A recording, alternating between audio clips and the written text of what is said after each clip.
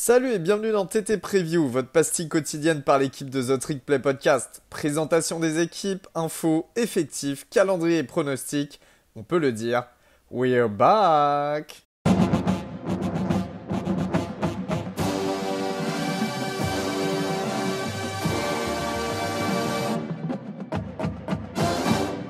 Salut à tous et bienvenue dans votre nouvel épisode de TTP Preview, votre pastille quotidienne destinée à vous faire connaître toutes les équipes du college football. Aujourd'hui, direction le Midwest et l'Oklahoma pour parler d'une des équipes les plus régulières de ces 20 dernières années, Oklahoma State, en présence de Baptiste qui tient le compte The Lonesome Cowboy, le compte fan d'Oklahoma State, parfait pour tout connaître de l'actualité des Cowboys. Comment ça va, Baptiste?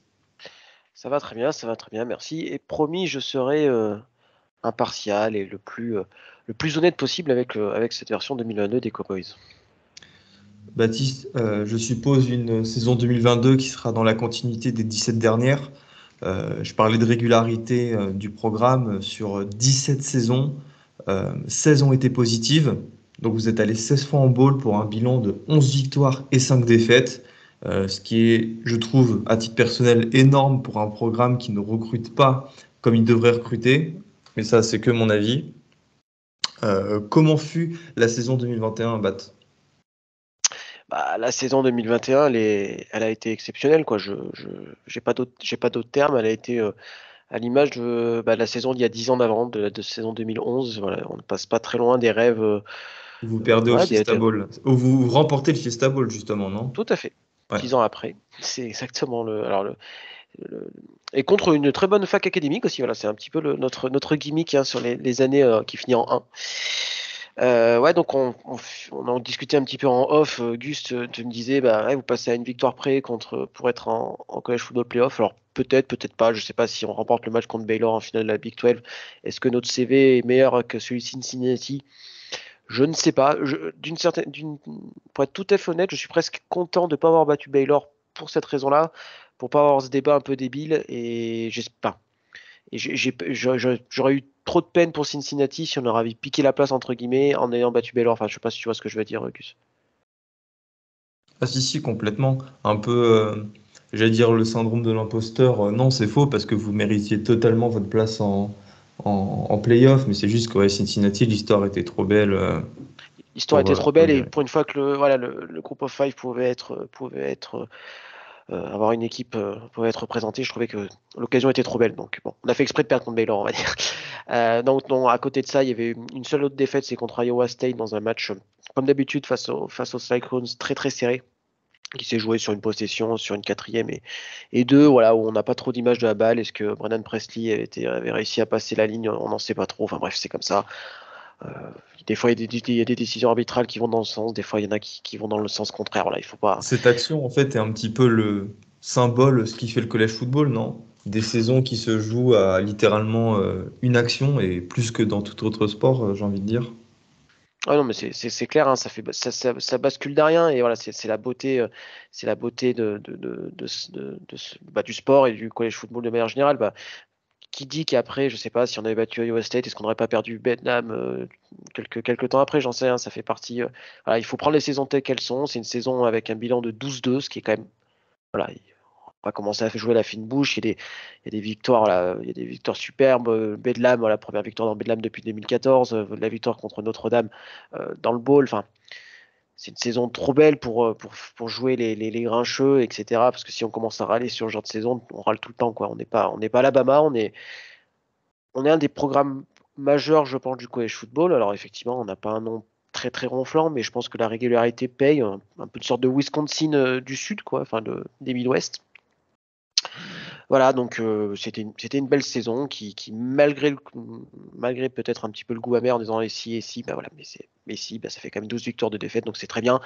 Une victoire contre Oklahoma dans un match assez épique, on prend tous les jours. Une victoire dans un bowl du Nouvel An, on prend tous les jours. Voilà, une très très bonne saison pour Oklahoma State, grâce notamment, et c'est aussi bizarre que ça puisse paraître avec l'image qu'on a de la Big 12, c'est notamment grâce à la défense, voilà, qui a été souvent très très forte. Et avec cette capacité, notamment grâce à Jim Knowles, de faire des ajustements défensifs hyper pénible pour l'équipe adverse. Et je crois que Notre-Dame en a fait les frais lors du Fiesta Bowl, quoi. Ah bah, on en a fait complètement les frais. On devait mener de 21 points à la mi-temps. Jim Knowles s'adapte à notre attaque, qui avait été excellente en première mi-temps. On se mange une remontada et on perd le Fiesta Bowl 37-35, si je ne dis pas de bêtises. C'est ça. Et donc on va parler, tu mentionnes Jim Knowles, ce bon vieux Jim, il est plus là. Il est parti vers d'autres cieux. Voilà, il y a les Buckeyes qui ont toqué à la porte et je peux pas lui en vouloir de vouloir être défensif coordinateur d'un tel programme, quoi. C'est difficile de se battre à armes égales contre un tel programme, et puis je le comprends. En plus, c'est plutôt sa région d'origine, puisque pour la petite anecdote, Jim Knowles, avant d'être coordinateur défensif de Duke, notamment avant Oklahoma State, il était head coach de Cornell, hein, la fac de l'Ivy League, et c'était même son alma mater. Donc voilà, c'est un mec qui vient plutôt quand même du nord-est des États-Unis plutôt que du Midwest, même si voilà, c'est un mec très intelligent. C'est un mec très voilà, très attachant, et voilà, je peux pas lui en vouloir d'être parti. Voilà, j'en veux peut-être un peu plus au pont de l'université, au directeur athlétique qui n'ont pas fait les choses quand il fallait le faire et pour le garder. Et voilà, on s'est retrouvé un petit peu en difficulté vis-à-vis de ça, mais bon, c'est comme ça, on peut pas lui en vouloir, et voilà, il laisse que d'une bonne image, voilà, et j'espère qu'il trouvera du succès avec les Buckeyes, mais pas lors de la première semaine de cette saison, bien sûr, Gus, hein, je te souhaite bien sûr une victoire de Notre-Dame contre les Buckeyes. De toute façon, il met un peu de temps à mettre sa voilà, petite aparté Buckeyes, il a mis un petit peu de temps à mettre sa défense en place. Il y a une vraie amélioration au fil de l'année, mais il ne faut pas s'attendre à forcément des résultats en claquant des doigts. Donc bon, en espérant qu'elle se mette pas encore en route pour ta première semaine, Gus. Donc voilà. Qui l'a remplacé? Qui l'a remplacé?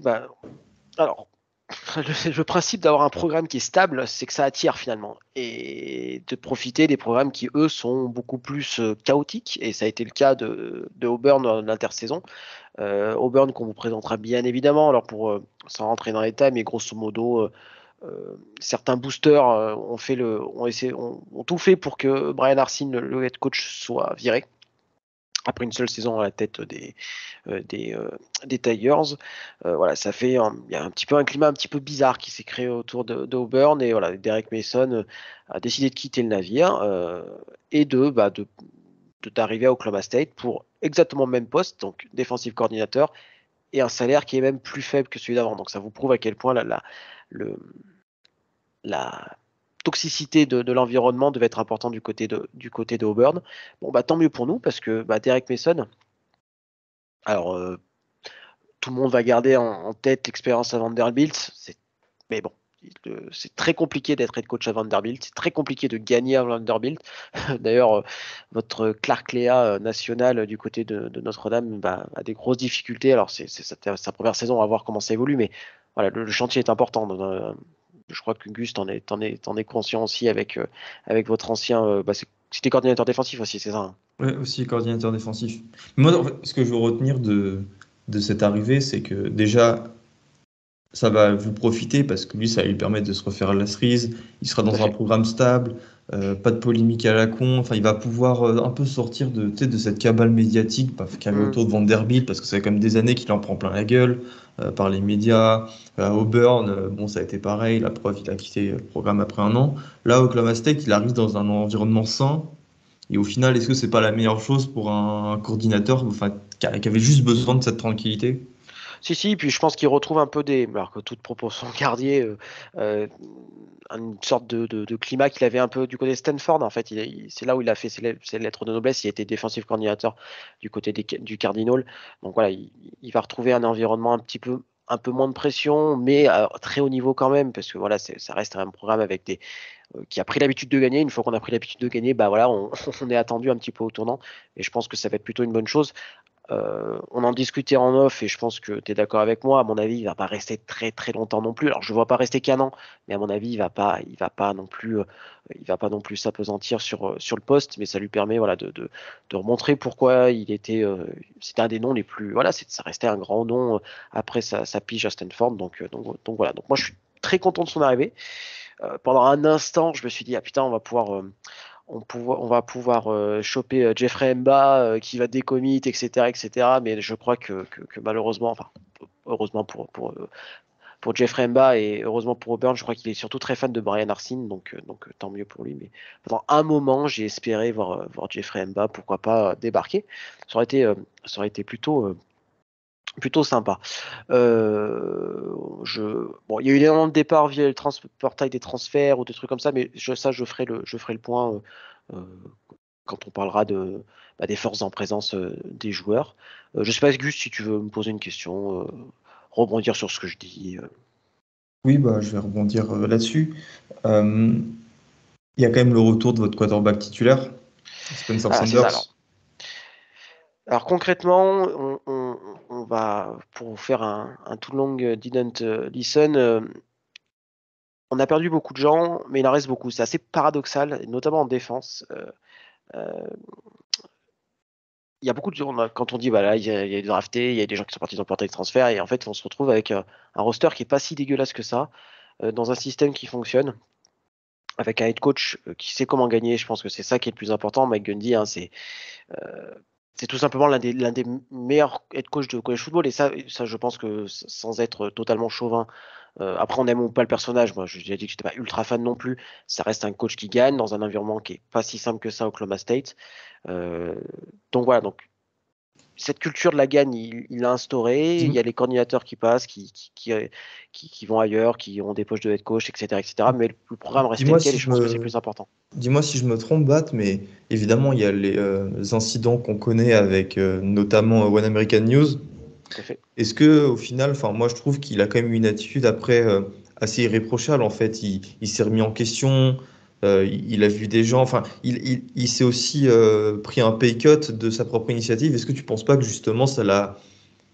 Et Humaniser un petit peu, moi, ouais, moi, non, non, moi, je trouve que c'est une qualité qu'on a tendance à ne pas évoquer chez les gens, mais à se remettre en question, à peut-être voir ses erreurs, ses défauts et à au final avancer là-dessus. Est-ce que tu ne penses pas qu'il fait partie de ces gens-là? si, je pense qu'il a dû se rendre compte qu'il était allé un petit peu trop loin dans ce qu'il pouvait dire ou faire en tant que, voilà, que mine de rien, coach d'une équipe composée on va dire entre 75 et 80% de joueurs issus de minorités. Donc voilà, on peut pas tout faire, on peut pas tout porter. Voilà, je pense qu'il a fait son mea culpa, et voilà, il essaie quand même, il essaye quand même d'avoir un rôle de mentor pour les jeunes étudiants athlètes d'Oklahoma State, et je pense que ça se ressent. Il y a beaucoup de parents qui remercient souvent Gundy sur Twitter, etc., et qui le défendent beaucoup. Donc je pense qu'il a un rôle quand même très paternaliste. Mais voilà, ce truc paternaliste, enfin, sans tomber dans des études sociologiques, ce truc paternaliste, parfois, quand il s'agit de vieux blancs, malheureusement, on tombe vite voilà, dans le mauvais côté de la barrière, j'ai envie de dire. Mais voilà, je suis assez d'accord avec toi. Je pense que ce scandale-là aurait pu faire beaucoup plus de bruit que ça, en fait, je pense. Et que finalement, il a réussi à gérer ça correctement. Je pense que si on peut tirer une conclusion, ça sera à peu près celle-là. Donc voilà, donc il arrive avec un roster correct. Je dirais correct. Il est intrinsèquement, je le trouve moins fort que celui de l'année dernière, par exemple, si on fait une mesure de comparaison, parce que sur certains postes clés, on va forcément avoir de la perte de qualité. Mais voilà, il y a un QB, il y a quand même, comment dire, il y a quand même l'ingrédient numéro un d'une réussite en college football, c'est un QB, un bon QB de college football. Alors, ça sera tout ce qui sera, c'est-à-dire que ne vous attendez pas à le voir jouer les dimanches, qu'on soit très clair. Mais c'est un QB qui a des gros défauts. Il a Spencer Sanders pour le nommer, hein, comme tu l'as dit tout à l'heure. Il a parfois un problème de qu'on pourrait peut-être QI football. Je trouve qu'il n'est pas toujours très bon dans la poche, et il a tendance parfois à se faire un peu saquer sans des sacs un peu cons là où il reste 15 ans, alors que tu sais pertinemment qu'il y a quelqu'un qui va t'arriver derrière, c'est pas possible autrement. Mais d'un autre côté, il a des vraies qualités athlétiques. Il a un profil de dual threat qui est quand même qui est très bon. Il a beaucoup plus joué sur ses forces cette année, j'ai trouvé. Moins de passes longues, plus de passes en slant, des trucs comme ça qui fonctionnent très bien avec les receveurs qu'on a. Et puis voilà, il a cette capacité à aller chercher les first downs dans les jambes.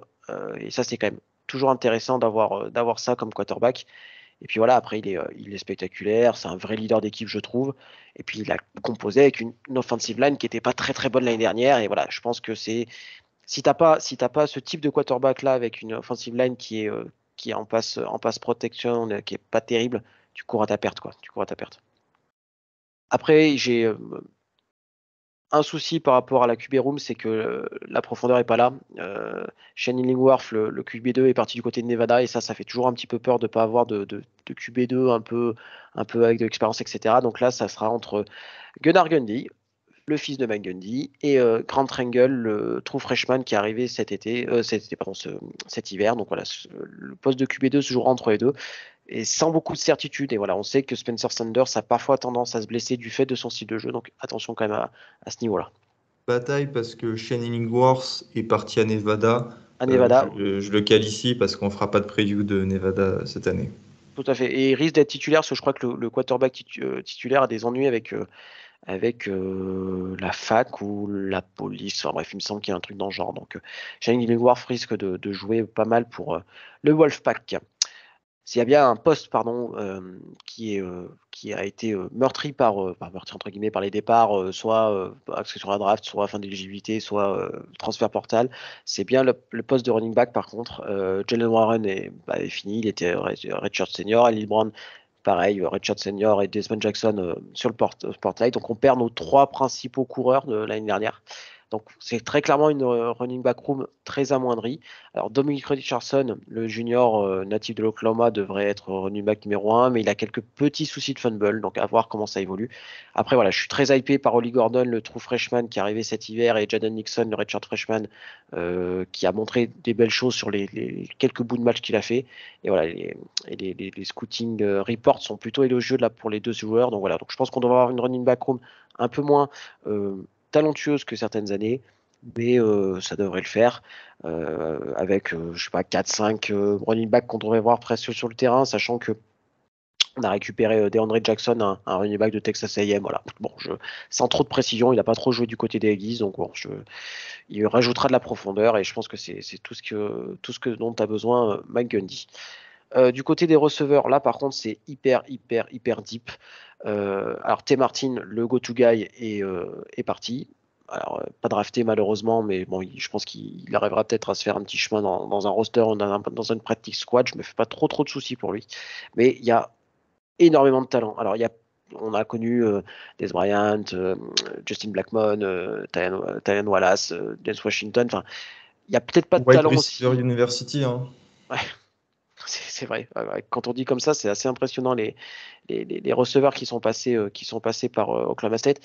Alors dans cette année, il n'y a peut-être pas de talent aussi important, mais en fait, il y a plein de joueurs interchangeables. Je dirais, il y a potentiellement une dizaine de mecs d'à peu près d'un même niveau. Voilà, et après, il y a des mecs qui sont forts, quoi. Brennan Presley dans le slot, il est exceptionnel. Et puis on a une QB de freshman qui a été assez exceptionnelle aussi. Je dis beaucoup exceptionnelle, mais je pèse mes mots. John Paul Richardson et les deux frangins Green là, qui nous viennent tous les trois du Texas, ils ont été mis à contribution directement dès leur année true freshman. Ils ont été très bons quand on a eu besoin d'eux. Jaden Bray, pareil, true freshman, très bon sur sa première année. Donc ils ont déjà eu beaucoup d'expérience dans une équipe qui gagne, et ça, c'est pas perdu.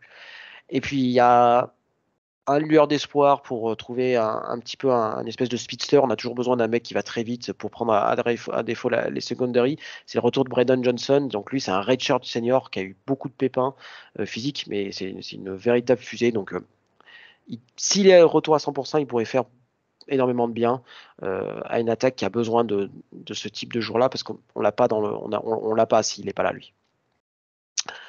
Petit mot sur les tight ends, ce qu'on appelle cowboy back du côté d'Oklahoma State, c'est un mix entre tight end et fullback. Malheureusement très peu mis à contribution. D'ailleurs, c'est pour ça que notre ami Jelani Woods est parti du côté de Virginia Virginia. Avec le succès qu'on lui connaît. Voilà, très haut drafté, mais parce qu'il n'était pas assez utilisé à son goût. Et voilà, c'est un petit peu le souci. Donc voilà, donc ça devrait être Braden Kaziti, un ancien defensive end qui devrait prendre ce rôle un peu d'hybride, et il a été plutôt bon l'année dernière avec des catchs assez, assez importants, voilà, sachant qu'ils sont avec les petits pépins sur l'offensive line, ils sont quand même plus utilisés en tant que bloqueur qu'en tant que receveur. Donc voilà, donc ça me permet de faire, tu as bien compris, un pont avec l'offensive line qui est toujours un petit peu problématique du côté d'Oklahoma State, et ça commence ça commence à dater maintenant ces problèmes sur la ligne offensive. Pas mal de départs sur le portail, mais pas vraiment compensé en termes de nombre.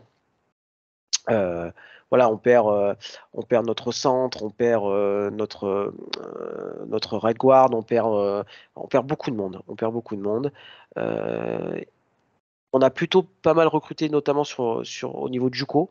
On a Tyron Weber qui va arriver cette année, qui est le meilleur prospect de JUCO au poste de tackle. Donc lui, on espère qu'il va être plug and play, pour ainsi dire. C'est-à-dire, on le fout en poste de left tackle et il joue. Parce que l'année dernière, on a été très zappé par Caleb Etienne, qui est pareil, c'était un joueur de JUCO très haut placé. Et en fait, il a été une fois devant à l'entraînement, on s'est rendu compte qu'il y avait besoin un peu de temps d'adaptation, c'est possible. Et voilà, il a été un petit peu décevant. Donc voilà, on espère que lui, cette année, fera la transition correctement parce qu'on a besoin de lui. Voilà. Après, on a Hunter Woodard au poste de guard. Lui, ça fonctionne très très bien. Mais voilà, on a déjà des blessés. Cole Birmingham, qui devait être l'autre guard, a priori, est peut-être out pour la saison. Il s'est blessé au Spring Patrice. Donc voilà, c'est un petit peu c'est quand même le point le plus tendu, hein, on va dire ça comme ça. On a vu l'arrivée de Kazen Collier qui vient du USC et Jaden Brooks pardon, de Vanderbilt. Mais voilà, est-ce que ils sont toujours pas sur le campus? Est-ce que voilà, j'ai l'impression que ça fait un petit peu rajouter du monde pour ajouter du monde. Après, je souhaite que je me trompe, hein, mais voilà, ça me donne cette petite impression-là. Voilà, une attaque qui devrait être productive. Mais heureusement que Spencer Sanders peut prendre ses jambes à son cou, parce que sinon, je pense qu'il va beaucoup courir. Qu'en sera-t-il de l'attaque Baptiste? Parce qu'en 2021, c'était véritablement votre force. Vous étiez la quatrième meilleure défense du pays en termes de yards encaissés, avec seulement 290 yards par match, ce qui est rien. Est-ce que cette année l'année 2022 suivra celle de 2021? Alors ça, c'est une très bonne question, Gus. Alors, comment dire? Elle va être bonne, parce qu'il y a du talent et qu'il y a un schéma qui fonctionne, mais on perd trop de talent, surtout sur la secondary. On perd nos 4 meilleurs plaqueurs déjà pour commencer. On perd Malcolm Rodriguez, là j'en ai déjà assez parlé de mon amour pour ce joueur-là. On perd Devin Harper, donc on perd nos deux linebackers déjà pour commencer. Voilà, parce que pour rappel, on joue en 4-2-5. Ce système un petit peu à la mode là, qu'on voit pas mal, avec un safety qui a un poste hybride entre linebacker et safety. Donc voilà, donc on perd nos deux linebackers, on perd quasiment on perd nos deux cornerbacks titulaires, pardon, et deux de nos trois safety. Donc voilà, ça va être compliqué. Attends, Donc les deux, pardon. dis où sont partis Ah les oui. cornerbacks, parce que ça montre du En coup la plus, qualité. ils sont pas partis n'importe où. Alors, le premier, Jarek Bernard Converse est parti du côté de LSU. Alors, ça peut se comprendre, c'est un natif de l'État de Louisiane. Voilà, c'est typiquement le type de recrue qu'on adore à Oklahoma State. Tu vois, des 3 étoiles, pas forcément très haut classés. Tu vois, des mecs sur 247, ils seraient 85-86. Tu vois, des solides, mais voilà, souvent avec des offres genre Louisiana Tech, Louisiana, enfin, tu vois, tous les trucs de la Louisiane, mais pas LSU. Bref, on ne peut pas lui reprocher, il va jouer avec LSU. On lui souhaite bien évidemment le succès du côté des Tigers. Et le deuxième, c'est Tanner McAllister qui lui a suivi Jim Knowles du côté de Ohio State. Donc lui, pareil, il va pouvoir donner un peu d'expérience à cette défense d'Ohio State parce que bon, les corners d'Ohio State ces dernières années, c'est quand même pas la folie. Donc ça fera du bien à Jim Knowles d'avoir une tête un petit peu connue, on va dire, dans son système. Donc là, pareil, je peux pas lui reprocher de se faire un peu plaisir et d'aller voir autre chose un peu. Donc voilà. Mais heureusement, ça c'est plutôt cool. Notre paire de cornerback qui va les remplacer est déjà bien aguerri. C'est Corey Black et Jabbar Mohamed, que tu as vu qui ont quand même pas mal joué pendant le Fiesta Bowl et qui ont été Oui, plutôt bons d'ailleurs. Je vais être je m'en souviens. tout à fait honnête. Ils auraient été plutôt bons. Jabbar Mohamed qui avait un peu des trous d'air quand il jouait, là je l'ai trouvé très concentré, donc c'est plutôt cool. Et voilà, et pour ceux qui suivent le recrutement, il a un petit cousin qui est très très haut classé, dont j'ai perdu le prénom, mais qui s'appelle aussi Mohamed et qui est Un cornerback. un cornerback, ouais, qui est parti Classe 2023, il est Ouais, top 50. c'est ça. Et je crois qu'il a une Crystal Ball pour Texas A&M. Vous voyez c'est quoi les méfaits, quels sont les méfaits de suivre le recrutement? Donc voilà, Oh, donc j'ai honte.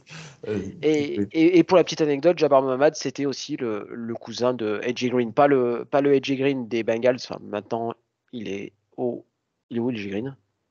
Aux Cardinals, non, c'est ça, je crois. Cardinals, ouais, je Ouais. crois.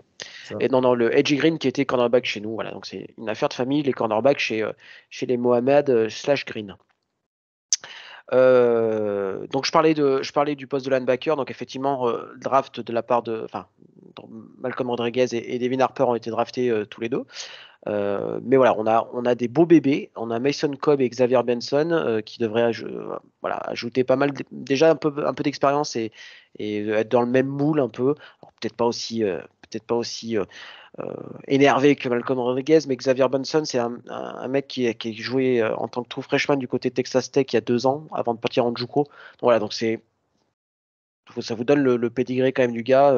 Quand tu joues true freshman, c'est qu'en général, tu t'es quand même un bon joueur de college football. Donc ça devrait le faire. Je suis pas trop inquiet à ce niveau-là. Pour finir du côté de la secondary, donc effectivement, on a perdu malheureusement Trey Sterling et Colby Harvey-Hill pour la draft. Voilà, donc les deux n'ont pas été draftés, mais ça reste quand même des super joueurs qui on aura du mal à remplacer. Voilà, on a Kendall Daniels qui était une grosse recrue en 2021 qu'on espère enfin progresser. Et puis on a Jason Taylor qui est le joueur potentiellement le plus clutch du roster. Il nous a sorti un certain nombre d'interceptions l'année dernière dans des moments clés. Voilà, c'est un super joueur, Jason Taylor Junior. Et alors, je terminerai, alors, aussi bizarre que ça puisse paraître, je terminerai par les gros de devant, j'ai envie de dire. Parce que je pense que ce sera la force cette année. Euh, donc la ligne défensive, avec notamment le poste d'edge. Voilà, il y a on a pouvoir une rotation sur 4 joueurs qui sont quasiment de niveau équivalent. Donc Brock Martin, Gus, que tu connais très bien d'ailleurs. Tiens, tu lances ta petite anecdote sur Brock Martin. Ah, c'est très simple. Vous le savez, Notre-Dame et Oklahoma State se sont affrontés pour le Fiesta Bowl cette année. Et moi, je suis dans un groupe avec un peu des die-hard fans. En plus de mon âge, vous allez voir pourquoi ça a de l'importance sur Twitter. Et souvent, bah, ils ajoutent des joueurs de foot des équipes adverses qu'on rencontre. Et là, ils ont ajouté Brock Martin et on a parlé avec lui pendant une semaine et tout. Il nous expliquait la vie à Stillwater, ses deals avec la Nile, ce qu'il pensait de Notre-Dame, ce qu'il pensait de Jim Knowles, etc. Et c'est des gars hyper accessibles en fait. Et voilà, moi j'ai trouvé ça hyper cool de pouvoir parler avec des joueurs de college football qui ont vraiment un impact parce que Brock Martin, c'est un joueur qui est maintenant titulaire depuis plusieurs saisons et qui est vraiment je pense qu'il va être capitaine cette année de la défense. Oui, il est, Donc voilà, qui est important quoi. Donc moi il fait j'avais partie de aimé ça. ces joueurs voilà, très besogneux qu'on aime beaucoup du côté d'Oklahoma State. Voilà, c'est un ancien lutteur. Euh, C'était d'ailleurs un ancien rival de Malcolm Rodriguez dans leurs années de lutte. C'est assez marrant. Donc voilà, super joueur, Brock Martin. Voilà, donc un peu un mix entre des vieux briscards et des jeunes loups. Et quand on parle de jeunes loups, moi, je mentionne forcément Colin Oliver, qui était tout simplement l'un des meilleurs true freshmen l'année dernière dans tout le college football. Et c'est celui qui nous offre la victoire dans Bedlam en saquant Caleb Williams sur une 4e tentative. Donc voilà, donc déjà un joueur légendaire après une année de college football du côté de Stillwater. Voilà, hâte de voir ce que ça va donner. Ça pourrait être voilà, notre meilleur prospect au poste de defensive end depuis Emmanuel Ogba, je pense. Voilà, je pense que c'est très largement parti pour. Voilà, mais il y a une rotation en plus de ces deux-là, une rotation avec Trace Ford qui revient de blessure, Tyler Lacy. Enfin, le poste de DN devrait être très bien pourvu. Euh, du côté du poste de defensive tackle, c'est peut-être moins fort, mais c'est très expérimenté. Il y a Brandon Devers pour sa 6e saison. Et puis il y a deux prospects, enfin deux joueurs que j'aime bien, Colin Clay et Aiden Cayley. C'est deux joueurs de l'Oklahoma en plus, voilà, et qui devraient faire parler d'eux cette année et qui devraient apporter un peu de profondeur à ce poste de defensive tackle. Voilà pour une revue d'effectifs. Alors j'ai fait beaucoup de name dropping, c'est pas trop dans mon habitude, je suis désolé. Voilà, voilà, pour vous faire simple, l'ADL ça devrait aller. Le poste de linebacker, même malgré départ, ça devrait le faire. Cornerback, ouais. Allez, poste de safety, un peu plus d'incertitude. Et du côté de l'attaque, si l'OL va, tout va. Sinon, ça risque d'être un petit peu plus compliqué. Au niveau du calendrier, comment ça sera cette année 2022? Je rappelle que les calendriers Big 12, bah, évidemment, tu affrontes toutes les autres équipes de la conférence, plus 3 matchs hors conf. Alors, on commence avec Central Michigan du côté de Stillwater. Alors, déjà, c'est des putains de, pardon du langage, mais c'est des putains de flashbacks façon Vietnam de 2017 et de la victoire sur le Untimed Dawn qui aurait jamais dû exister là. Bon, je vous laisse les googler Central Michigan, Oklahoma State 2017. Et puis c'est une bonne équipe Central Michigan cette année. Il va falloir faire attention. C'est pas un match simple. On sait qu'on a souvent du mal un peu à commencer les saisons. Donc voilà. Donc je me fais, même si ça c'est à Stillwater, je me fais quand même un petit peu de soucis. C'est pas un match facile. Le deuxième match, je m'en fais beaucoup moins parce que vu le bordel que c'est du côté d'Arizona State, si on perd à domicile contre cet Arizona State là, je pense que la saison risque d'être longue. Voilà, sur le papier, ça va être un match super. Dans les faits, bon, ça sera un petit peu plus, voilà, un peu moins sexy, quoi. On va dire ça comme ça. Je pense que Gus est d'accord avec moi. Et le troisième match hors conférence, ça sera un FCS. Donc bon, voilà, bref. Vous connaissez mon avis sur les matchs FCS, même si c'est important pour les facs, ces facs-là, pour gagner un peu de pognon, je trouve que bon, il n'y a pas d'intérêt, ni pour les fans, ni pour les joueurs, ni pour personne. Et voilà, un petit peu, voilà, je suis pas fan des matchs FCS quand ça concerne des équipes que j'aime particulièrement, quoi. Après voilà, donc là c'est une année où on joue Oklahoma à Oklahoma et on joue Texas à domicile. Voilà, donc après il y a les matchs, le match peut-être le plus qui va donner le ton, c'est directement le premier en Big 12, c'est contre Baylor à Baylor. Voilà, donc ce match-là, déjà d'entrée de jeu, il va mettre, on va voir s'affronter deux clients pour le titre de la Big 12. Pour moi, ça devrait être parmi les équipes un peu favorites avec Oklahoma, Texas et Kansas State.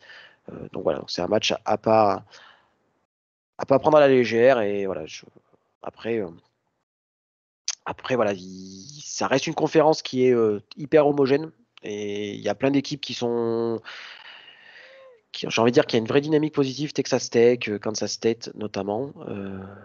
Voilà, il y a d'autres équipes qui sont très clairement sur le déclin. Iowa State, je pense ils vont rentrer un petit peu dans le rang. TCU avec un nouvel entraîneur, ça va être peut-être un petit peu compliqué, même si Sonny Dykes mettra ces choses en place, je me fais pas trop de soucis. Mais voilà, c'est déjà la dernière saison de la Big 12 de façon un petit peu dans la forme qu'on la connaît, avec ce round robin un petit peu spécial, puisque bon, comme Gus, qu'est-ce qui se passe en 2023? Oklahoma et Texas vous quitteront pour la SEC.